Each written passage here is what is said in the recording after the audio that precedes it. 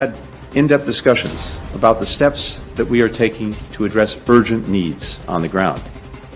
We all agreed that humanitarian pauses would advance key objectives: to protect Palestinian civilians, to increase the sustained flow of humanitarian assistance, to allow our citizens and foreign nationals to exit, and to facilitate the release of hostages. אנחנו נמצאים, כוחות צה"ל, בלב העיר עזה. הם הגיעו מצפון ומדרום.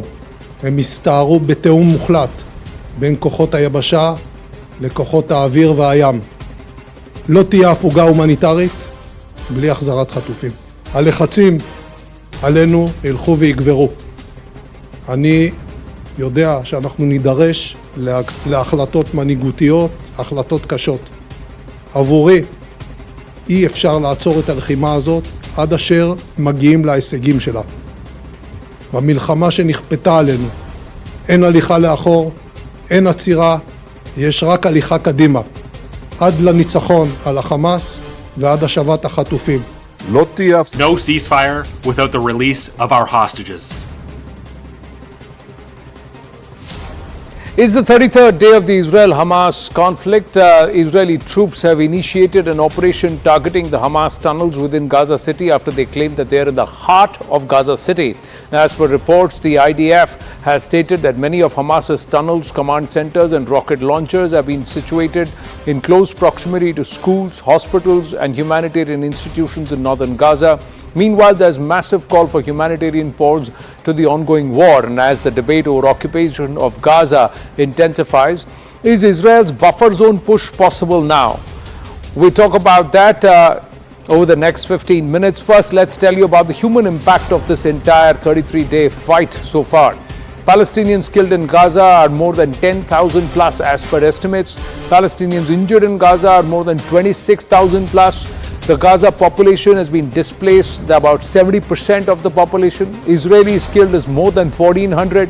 Hostages taken by the Hamas is around 240 yet. But Israel's ground offensive has also somewhere divided opinions.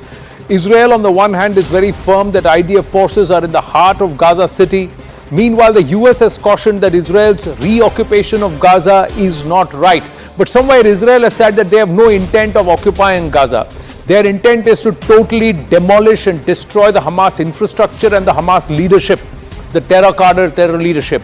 Israel is firm that IDF is tightening the noose around Gaza City and especially in northern Gaza. The US has cautioned, eliminate Hamas, but Palestinian statehood is required, is needed. The two-state solution is something that even the US is advocating very strongly.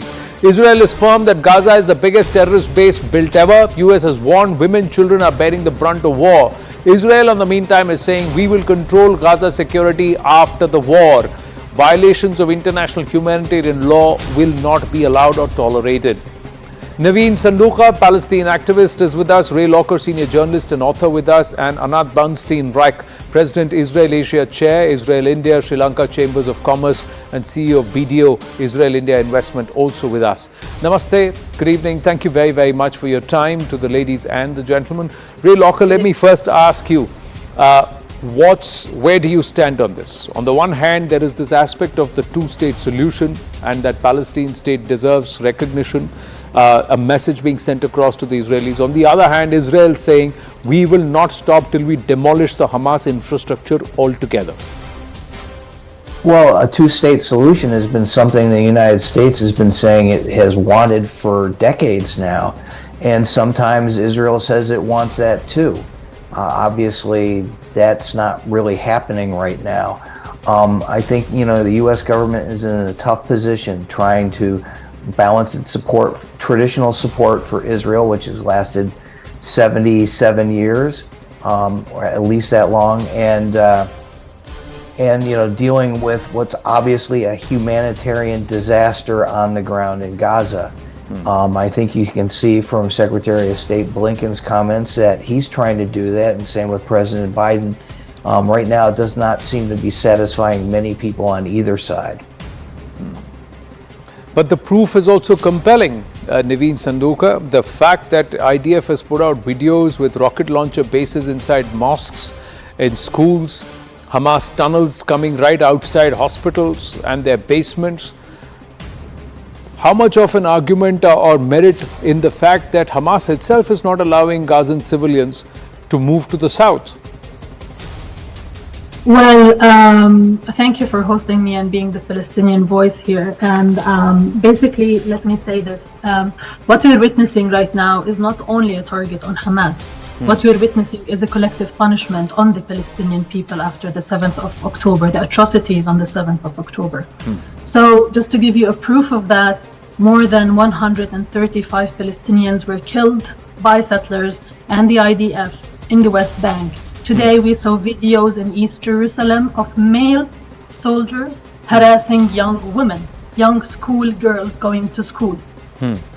This collective punishment. It's not, and there is no Hamas in Jerusalem. There's no Hamas in the West Bank doing any kind of operations. And we've also seen families moving from the north to the south, and they were directly hit by IDF rockets. Whole families were killed. We also saw bombardment around hospitals and targeting specifically ambulances. I mean, even if there one person who is Hamas in those around the hospital or in this ambulance, are we risking the killing of civilians, specifically women and children, for the sake of getting one person? Not only that, Israel is known to have one of the highest intelligence around the globe. Plus, it can do targeted killing. So if they know that this person is a Hamas activist, they can definitely target them with minimum human life loss. What we are witnessing is collective punishment. And there's no protection of civilians whatsoever, and no respect for the international humanitarian law at this moment. Plus, why are we putting a whole population in Gaza under siege? There's no water, there's no food, people are starving, people are going to the sea to drink from polluted water in the sea. I mean, this is collective punishment. How are we going to get rid of Hamas if the people are not eating or drinking? But the Hamas are not letting the civilians aside. There are compelling videos that show that aid that is supposed to go to hospitals is being rerouted by the Hamas. Conversations where fuel, water and all have been rerouted. How is it that civilians who were advised to leave to the south of Gaza have not yet been able to go through? These are questions that remain. But I'm going to ask Ms. Anat to defend. Ms. Anat to defend this charge, where you say that Palestinian people are being collectively punished. That's a serious charge, Ms. Anat, where very clearly Ms. Naveen is saying that for the 7th of October, along with the Hamas, the Palestinian people are also being collectively punished. How would you answer or respond to that? So I respond that, of course, we are not motivated by revenge. I totally don't agree that this is a punishment. The 7th October, of course, it's a massacre, but Israel ground invasion and now taking over the Hamas infrastructure is not about revenge. It's not about punishment. We definitely don't want to hurt any civilians.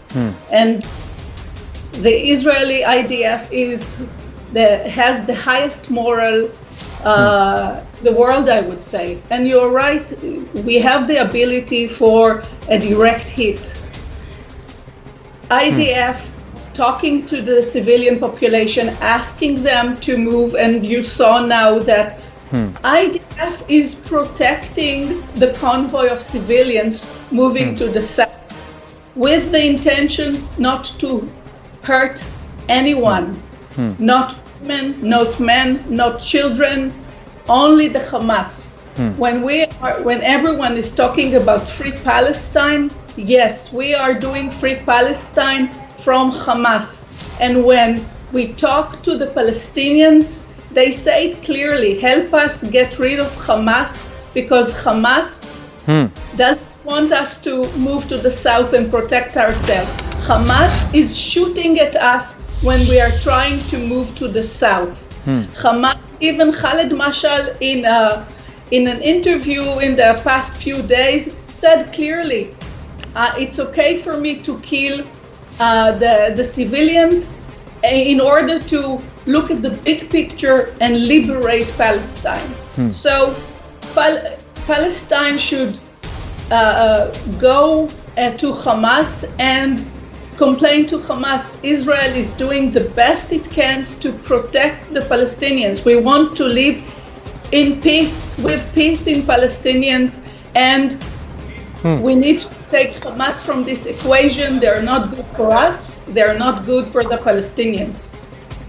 Right. Ray Locker, quick, 1 minute, ma'am. Ray Locker, quick comment. Is there a possibility of looking at a solution where the Palestinian people get their state, the Hamas terror infrastructure is destroyed, and Israel stays out of Gaza? Yeah, there's a possibility of that. It's going to take a long time on the parts of negotiators on all sides, including the United States.